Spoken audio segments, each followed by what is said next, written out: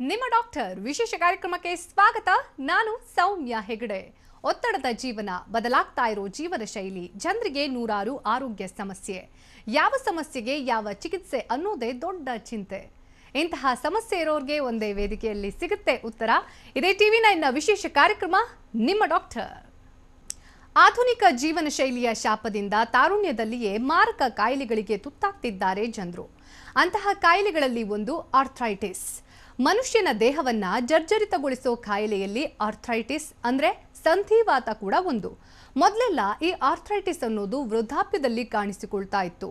ಮೂಳೆಯ ಸವೆತದಿಂದ ವೃದ್ಧಾಪ್ಯದಲ್ಲಿ ನೋವು ಕಾಣಿಸಿಕೊಳ್ಳೋದು ಸಾಮಾನ್ಯವಾಗಿತ್ತು. ಮೂಳೆಗಳ ಸವೆತದಿಂದ ಬೆನ್ನು, ಮಂಡಿ ಮತ್ತು ಸೊಂಟ ಭಾಗದಲ್ಲಿ ನೋವು ಕಾಣಿಸಿಕೊಳ್ಳೋದು ಆರ್ಥ್ರೈಟಿಸ್ ರೋಗದ ಮುಖ್ಯ ಲಕ್ಷಣ. ಆಧುನಿಕ ಜೀವನ ಶೈಲಿ ಮತ್ತು ಕ್ಯಾಲ್ಸಿಯಂನ ಕೊರತೆಯಿಂದಾಗಿ ಆರ್ಥ್ರೈಟಿಸ್ ಕಾಣಿಸಿಕೊಳ್ಳುತ್ತೆ. ಆರ್ಥ್ರೈಟಿಸ್ ನೋವುಕಾರಕ ಕಾಯಿಲೆನೇ ಇರಬಹುದು, ಆದರೆ ಸರಿಯಾದ ಮುನ್ನೆಚ್ಚರಿಕೆಯನ್ನ ವಹಿಸಿದ್ರೆ ಈ ಕಾಯಿಲೆಯಿಂದ ದೂರ ಆಗಬಹುದು. ಅಲ್ಲದೆ ಸಮರ್ಪಕ ಚಿಕಿತ್ಸೆಯನ್ನ ಪಡೆದುಕೊಳ್ಳೋದ್ರಿಂದ ಈ ನೋವಿನಿಂದ ಮುಕ್ತಿಯನ್ನ ಪಡೆದುಕೊಳ್ಳಬಹುದು. ಹಾಗಾದ್ರೆ ಹೋಮಿಯೋಪತಿಯಲ್ಲಿ ಆರ್ಥ್ರೈಟಿಸ್ಗೆ ಇರುವಂತಹ ಚಿಕಿತ್ಸೆಗಳು ಏನು, ಎಷ್ಟು ವಿಧವಾದ ಆರ್ಥ್ರೈಟಿಸ್ ಇದೆ ಅನ್ನೋದರ ಬಗ್ಗೆ ಸಂಪೂರ್ಣವಾಗಿ ಮಾಹಿತಿಯನ್ನ ತಿಳಿಸಿಕೊಡೋಕೆ ನಮ್ಮ ಜೊತೆ ನಮ್ಮ ಹೋಮಿಯೋಪತಿಯ ವೈದ್ಯರಾದ ನಾಸಿಯಾ ಅವರು ಇವತ್ತಿನ ನಿಮ್ಮ ಡಾಕ್ಟರ್ ವಿಶೇಷ ಕಾರ್ಯಕ್ರಮದಲ್ಲಿ ಜಾಯ್ನ್ ಆಗಿದ್ದಾರೆ. ಬನ್ನಿ ಕಾರ್ಯಕ್ರಮಕ್ಕೆ ಅವರನ್ನ ಸ್ವಾಗತಿಸೋಣ. Hello doctor, welcome to the show. Thank you. ಇನ್ನು ನೀವು ಸಹ ಕಾರ್ಯಕ್ರಮದಲ್ಲಿ ನೇರವಾಗಿ ಪಾಲ್ಗೊಳ್ಳಬಹುದು. ಆರ್ಥ್ರೈಟಿಸ್ಗೆ ಸಂಬಂಧಪಟ್ಟ ಹಾಗೆ ಆರೋಗ್ಯ ಸಮಸ್ಯೆಗಳನ್ನ ನೀವು ಎದುರಿಸ್ತಾ ಇದ್ದೀರಾ ಅಂತಾದಲ್ಲಿ ವೈದ್ಯರ ಜೊತೆ ನೇರವಾಗಿ ಮಾತುಕತೆಯನ್ನ ನಡೆಸಬಹುದು. ನಿಮ್ಮ ಸಮಸ್ಯೆಗಳಿಗೆ ಪರಿಹಾರವನ್ನ ಕಂಡುಕೊಳ್ಳಬಹುದು. ಸ್ಕ್ರೀನ್ ಮೇಲೆ ಡಿಸ್ಪ್ಲೇ ಆಗ್ತಾ ಇರುವಂತಹ ನಂಬರ್ಸ್ಗೆ ಕರೆ ಮಾಡಿ ಡಾಕ್ಟರ್ ಜೊತೆ ನೇರವಾಗಿ ಮಾತುಕತೆಯನ್ನ ನಡೆಸಬಹುದಾಗಿದೆ. ಎಸ್ ಡಾಕ್ಟರ್ ನಾಸಿಯಾ, ಸಾಮಾನ್ಯವಾಗಿ ನಮ್ಮ ಆಹಾರ ಪದ್ಧತಿ ಮತ್ತೆ ನಮ್ಮ ಡೇ ಟು ಡೇ ರೂಟೀನ್ ಏನಿರುತ್ತೆ ಅದು ನಮ್ಮ ಆರೋಗ್ಯ ವ್ಯವಸ್ಥೆಯನ್ನ ಡಿಸೈಡ್ ಮಾಡುತ್ತೆ ಅಂತ ಹೇಳ್ತಾರೆ. ಬಟ್ ಕೆಲವೊಂದಷ್ಟು ಜನರದ್ದು ಬೇಸರ ಏನು ಅಂತಂದ್ರೆ, ನಮ್ದು ಆಹಾರ ಪದ್ಧತಿ ಸರಿ ಇದೆ, ಎಕ್ಸಸೈಸ್ ಮಾಡ್ತಿದ್ದೀವಿ, ನಿದ್ದೆ ಕೂಡ ಚೆನ್ನಾಗಿ ಮಾಡ್ತಾ ಇದ್ದೀವಿ, ಆದರೂ ಕೂಡ ಕೆಲವೊಂದಷ್ಟು ಆರೋಗ್ಯ ಸಮಸ್ಯೆ ಪ್ರೀಪೋನ್ ಆಗ್ತಾ ಇದೆ ಅಂತ. ಅಂತ ಸಮಸ್ಯೆಯಲ್ಲಿ ಆರ್ಥ್ರೈಟಿಸ್ ಕೂಡ ಒಂದು ಅಂತ ಹೇಳಬಹುದು. ಅದ್ರ ಬಗ್ಗೆ ಹೇಳೋದಾದ್ರೆ ಡಾಕ್ಟರ್. S, definitely. ಈಗ ನೋಡಿ, ಆರ್ಥ್ರೈಟಿಸ್ ಅಂದರೆ ಯೂಶಲಿ ನಮ್ಮ ಜಾಯಿಂಟ್ಸಲ್ಲಿ ಇನ್ಫ್ಲಮೇಷನ್ ಕಾಣಿಸ್ಕೊಳ್ತಾ ಇದೆ, ನೋವು, ಊತ ಕಾಣಿಸ್ಕೊಳ್ತಾ ಇದೆ.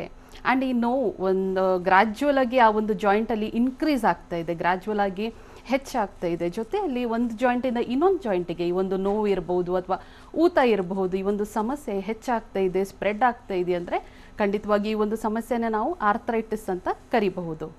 ಈಗ ಆರ್ಥ್ರೈಟಿಸ್ ಬರಬೇಕಾದ್ರೆ ಹಿಂದಿನ ಕಾಲದಲ್ಲಿ ನಾವು ನೋಡ್ತಾ ಇದ್ವಿ, ಯೂಶಲಿ ಮಿಡ್ಲ್ ಏಜ್ಡ್ ಗ್ರೂಪಲ್ಲಿ ಅಥವಾ ಎಲ್ಡರ್ಲಿ ಪೀಪಲಲ್ಲಿ ಆರ್ಥ್ರೈಟಿಸ್ ಸಮಸ್ಯೆ ಕಂಡು ಬರ್ತಿತ್ತು. ಇತ್ತೀಚಿನ ದಿನಗಳಲ್ಲಿ ಹೇಳಬೇಕಾದ್ರೆ ಈವನ್ ಯಂಗರ್ ಏಜ್ ಗ್ರೂಪ್ಸಲ್ಲೂ ಕೂಡ ಆರ್ಥ್ರೈಟಿಸ್ ಸಮಸ್ಯೆ, ಜಾಯಿಂಟ್ ಸಮಸ್ಯೆಗಳು ಕಂಡು ಬರ್ತಾ ಇದೆ. ಸೊ ಮೇನ್ಲಿ ಮುಖ್ಯವಾಗಿ ನಮ್ಮ ಲೈಫ್ ಸ್ಟೈಲ್ ಇದಕ್ಕೆ ಕಾರಣ ಅಂತ ನಾವು ಹೇಳ್ಬೋದು. ಸೊ ನಮ್ಮ ಫುಡ್ ಪ್ಯಾಟರ್ನ್ಸ್ ಇರ್ಬೋದು, ಸೊ ಇರ್ರೆಗ್ಯುಲರ್ ಫುಡ್ ಹ್ಯಾಬಿಟ್ಸ್ ಇರ್ಬೋದು, ಅಥವಾ ತುಂಬ ಹೊತ್ತು ತುಂಬ ಸತಿ ಹೊರಗಡೆ ಊಟ ತಿನ್ನೋದ್ರಿಂದ ಅದೇನು ಪೌಷ್ಟಿಕಾಂಶ ನಮ್ಮ ಆಹಾರದಲ್ಲಿ ಸಿಗಬೇಕು ಅದರ ಕೊರತೆಯಿಂದ ತುಂಬ ಜನರಲ್ಲಿ ಜಾಯಿಂಟ್ ಸಮಸ್ಯೆಗಳು ಹೆಚ್ಚಾಗಿ ಕಂಡು ಬರ್ತಾ ಇದೆ ಅಂತ ಹೇಳ್ಬೋದು. ಸೊ ಯೂಶಲಿ ನಮ್ಮ ಬೋನ್ಸಿಗೆ ಬೇಕಾಗಿರೋದು ಕ್ಯಾಲ್ಶಿಯಂ, ವಿಟಮಿನ್ ಡಿ, ಇವುಗಳ ಕೊರತೆಯಿಂದ ಅರ್ಲಿ ಏಜಸ್ಸಲ್ಲಿ ಡಿಜನರೇಟಿವ್ ಜಾಯಿಂಟ್ ಡಿಸೀಸಸ್ ಹೆಚ್ಚಾಗಿ ಕಂಡು ಬರ್ತಾ ಇದೆ ಅಂತ ತಿಳಿಸ್ಬೋದು ನಾವು. ಅದೇ ಅಲ್ಲದೆ ಜಾಯಿಂಟ್ ಸಮಸ್ಯೆಗಳು ಹೆಚ್ಚಾಗಿ ಬರೋಕ್ಕೆ ಯೂಶಲಿ ನಮ್ಮ ಲೈಫ್ ಸ್ಟೈಲ್ ಬಿಟ್ಟರೆ, ನಮ್ಮ ಫುಡ್ ಪ್ಯಾಟರ್ನ್ ಬಿಟ್ಟರೆ, ಇನ್ನು ಕೆಲವೊಂದು ಕಾಸಸ್ ಹೇಳಬೇಕಾದ್ರೆ ಮೆಟಬಾಲಿಕ್ ಡಿಸಾರ್ಡರ್ಸ್ ಅಂತ ಹೇಳ್ಬೋದು. ಸೊ ತುಂಬ ಜನರಲ್ಲಿ ಒಬೇಸಿಟಿ ಪ್ರಾಬ್ಲಮ್ಸ್ ಹೆಚ್ಚಾಗಿ ಕಂಡುಬರುತ್ತೆ, ಅಥವಾ ಹಾರ್ಮೋನಲ್ ಇಂಬ್ಯಾಲೆನ್ಸಸ್ ಹೆಚ್ಚಾಗಿ ಕಂಡುಬರ್ತಾ ಇದೆ ಅಂತ ಹೇಳ್ಬೋದು. ಇದಕ್ಕೂ ಅಗೇನ್ ನಮ್ಮ ಲೈಫ್ ಸ್ಟೈಲೇ ಒಂದು ಕಾಸ್ ಅಂತ ಹೇಳ್ಬೋದು.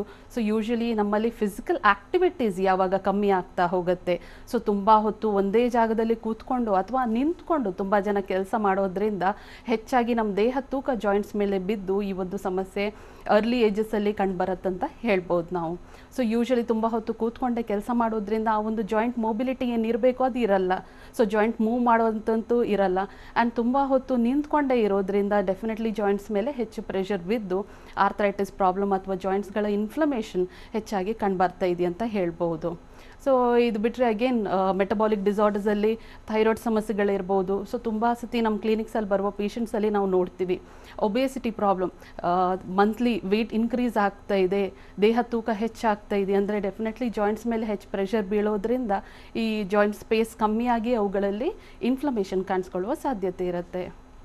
ರೈಟ್ ಡಾಕ್ಟರ್, ಅದ್ರ ಜೊತೆಗೆ ನಾವು ಸಮಸ್ಯೆಯನ್ನ ಗುರುತಿಸೋದು ಯಾವ ಹಂತದಲ್ಲಿ ಅನ್ನೋದು ಕೂಡ ತುಂಬಾ ಇಂಪಾರ್ಟೆಂಟ್ ಆಗುತ್ತೆ. ಜೊತೆಗೆ ಆರ್ಥರೈಟಿಸ್ ಅಂದ ತಕ್ಷಣ ನಮ್ಮ ಎದುರುಗಡೆ ಒಂದು ವಾಸ್ಟ್ ಸಬ್ಜೆಕ್ಟೇ ಓಪನ್ ಆಗಿಬಿಡುತ್ತೆ. ಸೊ ಯಾವೆಲ್ಲ ರೀತಿಯ ಆರ್ಥರೈಟಿಸ್ ಇದೆ, ಯಾವ ಹಂತದಲ್ಲಿ ಅದನ್ನ ಗುರುತಿಸೋದು ವೆರಿ ಇಂಪಾರ್ಟೆಂಟ್ ಅಂತ ಹೇಳ್ತೀರಾ? S, definitely. ಸೊ ಆರ್ಥರೈಟಿಸ್ ಬಗ್ಗೆ ಹೇಳಬೇಕಾದ್ರೆ, as you said, it's a very vast subject and there are several types of arthritis. So ಹೇಳಬೇಕಾದ್ರೆ it can be more than 100 types of arthritis ಇದೆ ಅಂತ ಹೇಳ್ಬೋದು. ಬಟ್ ಮೋಸ್ಟ್ ಕಾಮನ್ ಆಗಿ ನಾವು ನೋಡ್ತಾ ಇದ್ದೀವಿ ಯಾವುದಂದ್ರೆ, ಮೊದಲೇದಾಗಿ ವೆರಿ ವೆರಿ ಕಾಮನ್ಲಿ ಆಸ್ಟಿಯೋಆರ್ಥರೈಟಿಸ್ ಪ್ರಾಬ್ಲಮ್ ತುಂಬ ಕಾಮನ್ ಆಗಿ ಕಾಣಿಸ್ಕೊಳ್ತಾ ಇದೆ ಅಂತ ಹೇಳ್ಬೋದು. ಅದು ಬಿಟ್ಟರೆ ಸೆಕೆಂಡ್ಲಿ ರುಮೆಟೋಯ್ಡ್ ಆರ್ಥರೈಟಿಸ್, ಈ ಒಂದು ಸಮಸ್ಯೆ ಕೂಡ ಸೆಕೆಂಡ್ ಸ್ಟೇಜಿಗೆ ನಾವು ಹೇಳ್ಬೋದು. After osteoarthritis this is the most common disorder ಅಂತ ಹೇಳ್ಬೋದು. ಇದೇ ಅಲ್ಲದೆ ಸೋರಿಯಾಟಿಕ್ ಆರ್ಥರೈಟಿಸ್ ಅಂತ ಹೇಳ್ತೀವಿ. ಅದು ಬಿಟ್ಟರೆ ಗೌಟಿ ಆರ್ಥರೈಟಿಸ್, ಇನ್ನು ಕೆಲವೊಬ್ಬರಲ್ಲಿ post viral arthritis, so viral fevers ಅಥವಾ ಇನ್ಫ್ಲಮೇಷನ್ ಬಾಡಿಯಲ್ಲಿ ಫೀವರ್ಸ್ ಇಂಥ ಸಮಸ್ಯೆಗಳು ಬಂದಾದ್ಮೇಲೆ, ಅಕ್ಯೂಟ್ ಇನ್ಫೆಕ್ಷನ್ಸ್ ಬಂದಾದ್ಮೇಲೆ ಜಾಯಿಂಟ್ ಸಮಸ್ಯೆಗಳು ಕಂಡುಬರೋದು ಕೂಡ ಕಾಮನ್ ಅಂತ ಹೇಳ್ಬೋದು. ಸೊ ಮೊದಲನೇ ಸ್ಥಾನದಲ್ಲಿರೋದು ಆಸ್ಟಿಯೋಆರ್ಥರೈಟಿಸ್. ಸೊ ಯೂಶಲಿ ಆಸ್ಟಿಯೋಆರ್ಥರೈಟಿಸಲ್ಲಿ ನಾವೇನು ನೋಡ್ತೀವಿ, ಲಾರ್ಜರ್ ಜಾಯಿಂಟ್ಸ್ ನಮ್ಮ ಬಾಡಿಯಲ್ಲಿ ಎಫೆಕ್ಟ್ ಆಗ್ತಾ ಹೋಗುತ್ತೆ. ಸೊ ಲಾರ್ಜರ್ ಜಾಯಿಂಟ್ಸ್ ಅಂದರೆ ಯೂಶಲಿ ನಮ್ಮ ನೀ ಜಾಯಿಂಟ್ ಇರ್ಬೋದು, ಅಥವಾ ನಮ್ಮ ಹಿಪ್ ಜಾಯಿಂಟ್ ಇರ್ಬೋದು, ಅಥವಾ ನಮ್ಮ ಶೋಲ್ಡರ್ ಜಾಯಿಂಟ್ ಇರ್ಬೋದು. ಇವೆಲ್ಲ ಲಾರ್ಜರ್ ಜಾಯಿಂಟ್ಸ್ ಎಫೆಕ್ಷನ್ಸ್ ಇನಿಷಿಯಲ್ ಸ್ಟೇಜಸ್ಸಲ್ಲಿ ಕಂಡುಬರುತ್ತಂತ ಹೇಳ್ಬೋದು. ಅದರಲ್ಲಿ ಕಾಮನ್ ಆಗಿ ನೀ joint. So it is a degenerative joint disease ಅಂತ ಕರಿತೀವಿ ನಾವು ಇದಕ್ಕೆ. ಸೊ ಡಿಜನರೇಷನ್ ಅಂದಾಗ ನಮ್ಮ ಜಾಯಿಂಟ್ಸಲ್ಲಿ ಕ್ಯಾಲ್ಶಿಯಂ ಅಥವಾ ವಿಟಮಿನ್ ಡಿ ಕೊರತೆಯಿಂದ ನಮ್ಮ ಮೂಳೆಗಳ ಸವೆತವನ್ನು ನಾವು ನೋಡ್ತೀವಿ. ಸೊ ಈ ಮೂಳೆಗಳು ಸವಿಯೋದ್ರಿಂದ ಜಾಯಿಂಟ್ ಸಮಸ್ಯೆಗಳು, ಆಚೆ ಕಾಣಿಸ್ಕೊಳ್ಳುವ ನೋವು ಇರ್ಬೋದು ಅಥವಾ ಊತ ಇರ್ಬೋದು, ಇದು ಹೆಚ್ಚಾಗ್ತಾ ಹೋಗುತ್ತೆ ಅಂತ ಹೇಳ್ಬೋದು. And definitely arthritis stage wise progress ಆಗೇ ಆಗುತ್ತೆ. ಸೊ ಇನಿಷಿಯಲ್ ಸ್ಟೇಜಸಲ್ಲಿ ಏನಾಗುತ್ತೆ ಅಂದರೆ, ತುಂಬ ಹೊತ್ತು ನಡೆದ್ರೆ ಅಥವಾ ತುಂಬ ಓಡಾಡಿದ್ರೆ ಮಾತ್ರ ನೋವು ಕಂಡು ಬರುವಂಥದ್ದು. ಲೇಟರ್ ಸ್ಟೇಜಸ್ಸಿಗೆ ಹೋದಾಗ ಅಷ್ಟು ದೂರ ನಡೆಯೋಕ್ಕೂ ಆಗಲ್ಲ ಅಥವಾ ಓಡಾಡೋಕ್ಕೂ ಆಗಲ್ಲ, ಈ ಥರ ಸಮಸ್ಯೆಗಳು ಕಂಡು ಬರ್ಬೋದು. ಇನ್ನು ಪ್ರೋಗ್ರೆಸ್ ಆದಮೇಲೆ ಈವನ್ ಆಟ್ ರೆಸ್ಟ್ ಪೇನ್, ಅಂದರೆ ಸುಮ್ಮನೆ ಕೂತ್ಕೊಂಡ್ರೂ ಕೂಡ ನೋವು ಕಂಡು ಬರುವಂಥದ್ದು, ಈ ಥರ ಸ್ಟೇಜಸ್ ವೈಸ್ ನಾವು ನೋಡ್ತೀವಿ. ಇದರ ಜೊತೆಯಲ್ಲಿ ಸಿಂಪ್ಟಮ್ಯಾಟಿಕಲಿ ಕೂಡ ಪೇಷಂಟ್ಸಲ್ಲಿ ಸಿಂಪ್ಟಮ್ಸ್ ಕೂಡ ಇನ್ಕ್ರೀಸ್ ಆಗ್ತಾ ಹೋಗುತ್ತೆ. ಸೊ ಯೂಶಲಿ ಸ್ಟಾರ್ಟಿಂಗ್ ಸ್ಟೇಜಸಲ್ಲಿ ನೀ ಜಾಯಿಂಟ್ ಪೇನ್ ಬರುವಂಥದ್ದು, ನೆಲದ ಮೇಲೆ ಕೂರಕ್ಕಾಗಲ್ಲ ಅಥವಾ ಸ್ಟೆಪ್ಸ್ ಕ್ಲೈಂಬ್ ಮಾಡೋಕ್ಕಾಗಲ್ಲ, ಇಳಿಯೋಕ್ಕಾಗಲ್ಲ, ಸಪೋರ್ಟ್ ಬೇಕೇ ಬೇಕು, ಇಂಥ ಲಕ್ಷಣಗಳನ್ನು ನಾವು ನೋಡ್ತೀವಿ.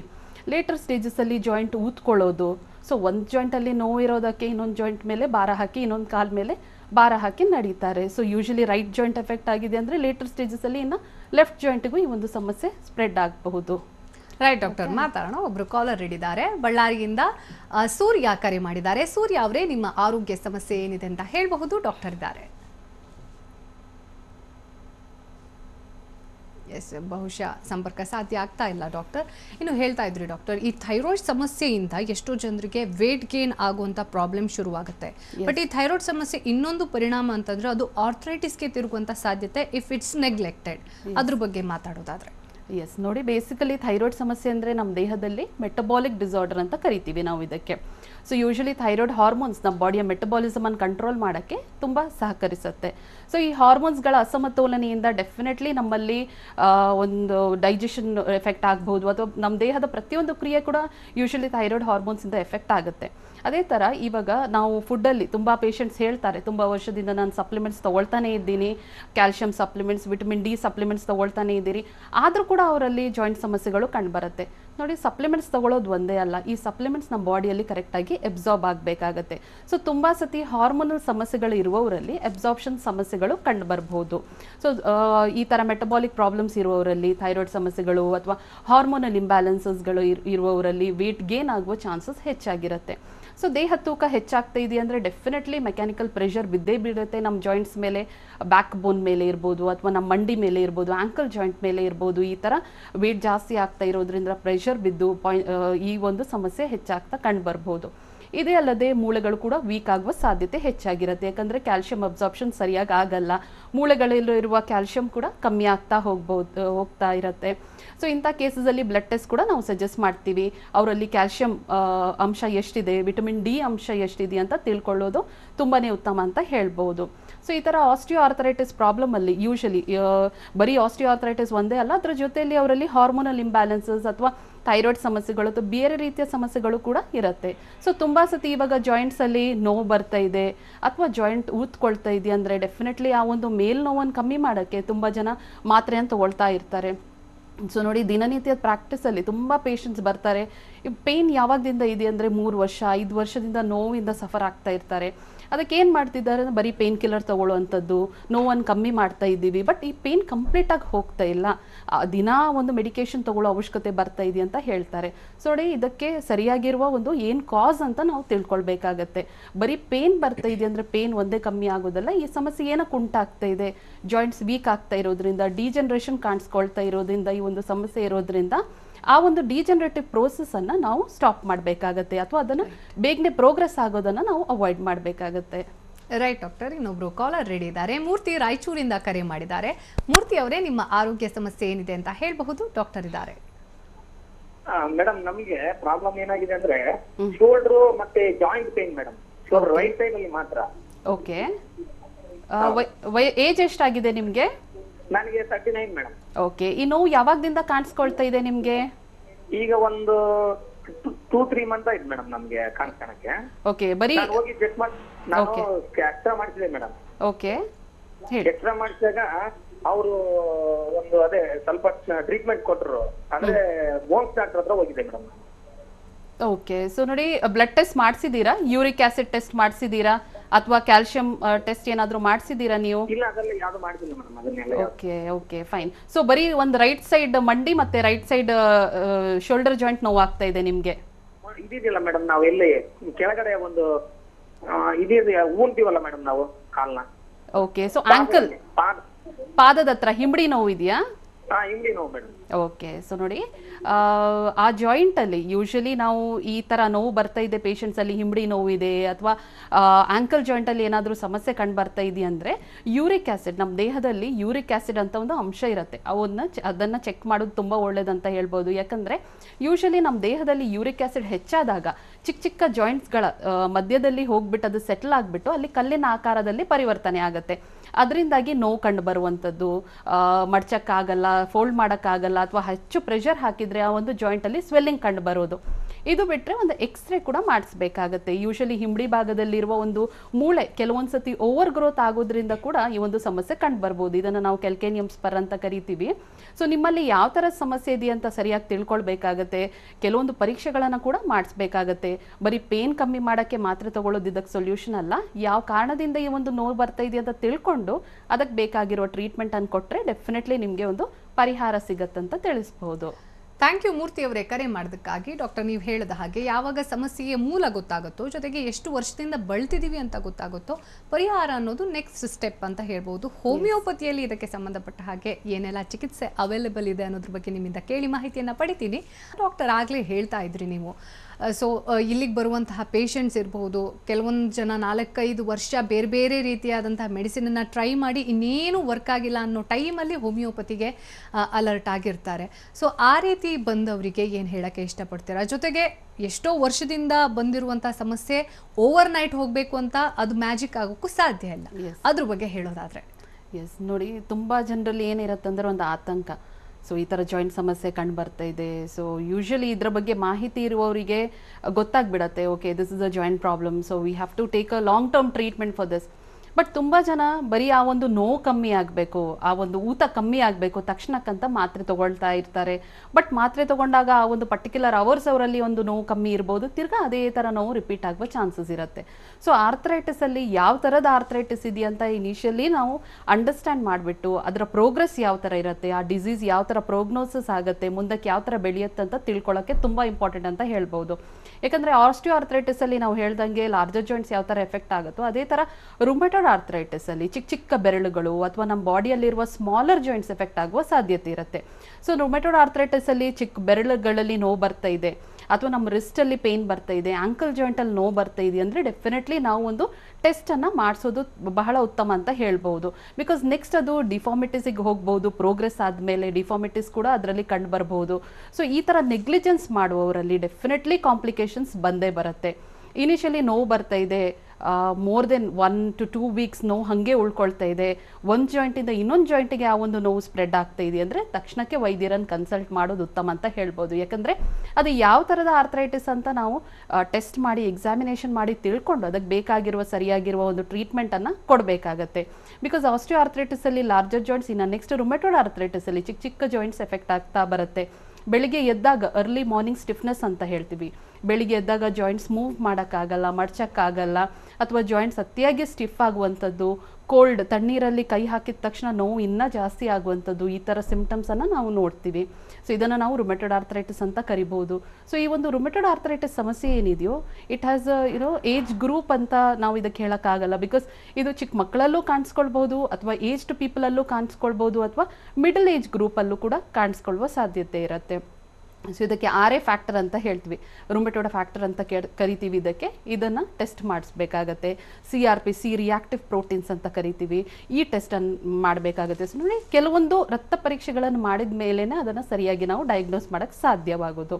ಸೊ ಇದೇ ಅಲ್ಲದೆ ಗೌಟಿ ಆರ್ಥರೈಟಿಸ್, ಇದು ಕೂಡ ತುಂಬ ಕಾಮನ್ ಆಗಿ ನಾವು ನೋಡ್ತಾ ಇದ್ದೀವಿ. ಸೊ ಯೂಶಲಿ ಸ್ಮೋಕಿಂಗ್ ಮಾಡೋದ್ರಿಂದ, ಡ್ರಿಂಕ್ಸ್ ಮಾಡೋದ್ರಿಂದ ಈ ಒಂದು ಸಮಸ್ಯೆ ಹೆಚ್ಚಾಗಿ ಕಂಡುಬರ್ಬೋದು. ಸೊ ನಮ್ಮ ದೇಹದಲ್ಲಿರುವ ಪ್ರೋಟೀನ್ ಮೆಟಬಾಲಿಸಮ್ ಸರಿಯಾಗಿ ಆಗದೆ ಈ ಯೂರಿಕ್ ಆ್ಯಸಿಡ್ ಎಂಬುದು ನಮ್ಮ ಜಾಯಿಂಟ್ಸಲ್ಲಿ ಸೆಟ್ಲ್ ಆಗಿಬಿಟ್ಟು ಜಾಯಿಂಟ್ಸ್ ನೋವು ಬರೋದು, ಊತ ಕಾಣಿಸ್ಕೊಳ್ಳೋದು, ರೆಡ್ನೆಸ್ ಇವೆಲ್ಲ ಕಂಡು ಬರ್ಬೋದು. ಸೊ ಇನಿಷಿಯಲಿ ಕಾಮನ್ ಆಗಿ ಹೇಳಬೇಕಾದ್ರೆ ಯೂರಿಕ್ ಆ್ಯಸಿಡಿಂದ ಸಫರ್ ಆಗ್ತಾ ಇರೋರು, ಗೌಟಿ ಆರ್ಥರೈಟಿಸಿಂದ ಸಫರ್ ಆಗ್ತಾ ಇರುವವರಿಗೆ ಕಾಲಿಂದ ಹೆಬ್ಬೆಟ್ಟಲ್ಲಿ ನೋವು ಕಂಡು ಬರೋದು, ಅಥವಾ ಆಂಕಲ್ ಜಾಯಿಂಟ್ ಸ್ಟಿಫ್ನೆಸ್ ಕಂಡು ಬರ್ಬೋದು, ನೋವು ಕಂಡು ಬರ್ಬೋದು. ಈ ಥರ ಸಿಂಪ್ಟಮ್ಸ್ ಇನಿಷಿಯಲ್ ಸ್ಟೇಜಸಲ್ಲಿ ಇರ್ಬೋದು. ಲೇಟರ್ ಆನ್ ಬೇರೆ ಜಾಯಿಂಟ್ಸ್ ಕೂಡ ಇದರಿಂದ ಎಫೆಕ್ಟ್ ಆಗ್ತಾ ಹೋಗಬಹುದು. ರೈಟ್ ಡಾಕ್ಟರ್, ಇಷ್ಟೊತ್ತು ಕಾರ್ಯಕ್ರಮದಲ್ಲಿ ಭಾಗವಹಿಸಿ ಆರ್ಥರೈಟಿಸ್ಗೆ ಸಂಬಂಧಪಟ್ಟ ಹಾಗೆ ಸಾಕಷ್ಟು ಮಾಹಿತಿ ವಿಚಾರಗಳನ್ನು ತಿಳಿಸ್ಕೊಟ್ಟಿದ್ದೀರಾ. Thank you very much. Thank you. ಇನ್ನು ನಿಮಗೆ ಸಹ ಆರ್ಥರೈಟಿಸ್ಗೆ ಸಂಬಂಧಪಟ್ಟ ಹಾಗೆ ಆರೋಗ್ಯ ಸಮಸ್ಯೆಗಳು ಇವೆ ಅಂತಾದಲ್ಲಿ ಹೆಚ್ಚಿನ ಮಾಹಿತಿಗಾಗಿ ಸಂಪರ್ಕಿಸಬೇಕಾದಂತಹ ವಿಳಾಸ ಹೀಗಿದೆ. ನಮ್ಮ ಹೋಮಿಯೋಪತಿ ಬೆಂಗಳೂರಿನ ಶಾಖೆಗಳು ಮಲ್ಲೇಶ್ವರಂ, ಜಯನಗರ, ಇತರೆ ಶಾಖೆಗಳು ಹುಬ್ಬಳ್ಳಿ, ಮೈಸೂರು, ದಾವಣಗೆರೆ, ಕಲಬುರಗಿ, ಹಾಸನ, ಶಿವಮೊಗ್ಗ ಮತ್ತು ಹೊಸಪೇಟೆ. ಹಾಗೆ ಮಹಾರಾಷ್ಟ್ರದ ಶಾಖೆಗಳು ಮುಂಬೈ, ಪುಣೆ, ಕೊಲ್ಲಾಪುರ್, ಸೊಲ್ಲಾಪುರ್, ನಾಗ್ಪುರ್, ಔರಂಗಾಬಾದ್ ಹಾಗೂ ನಾಸಿಕ್. ದೂರವಾಣಿ ಸಂಖ್ಯೆ 08046664777 ಅಥವಾ 1800572222. ಇದು ಇವತ್ತಿನ ನಿಮ್ಮ ಡಾಕ್ಟರ್. ನಿರಂತರ ಸುದ್ದಿಗಾಗಿ ನೋಡ್ತಾ ಇರಿ TV9.